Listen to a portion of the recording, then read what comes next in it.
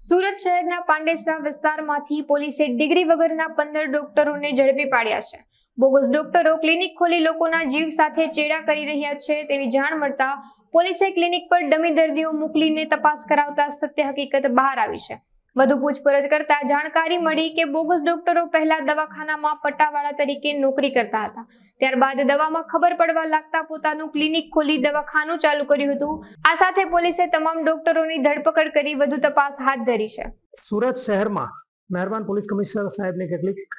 બાતમી હકીકત અને ઇન્ફોર્મેશન મળેલ કે સુરતમાં છૂટાછવાયા ગેરકાયદેસર ડોક્ટરો પોતાની હાટડી ખોલીને પ્રેક્ટિસ કરે છે,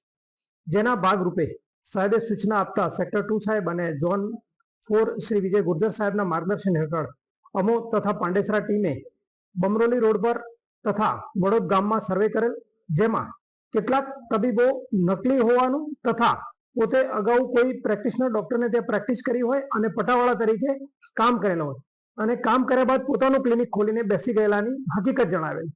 જે વેરીફાઈ કરતા એસએમસીની ટીમ સાથે રાખી અને ડોક્ટરોને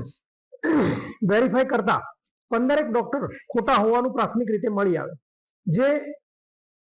ખોટા ડોક્ટરો હતા તેમના સર્ટિફિકેટ અને દવાખાનાની ઝડપી કરતા કેટલાક ઇન્જેક્શન અને દવાઓ પણ અમને મળી આવેલ, જેમાં 60,000નો મુદ્દામાલ કબજે કરવામાં આવેલ છે તથા 15 જેટલા ડોક્ટરોને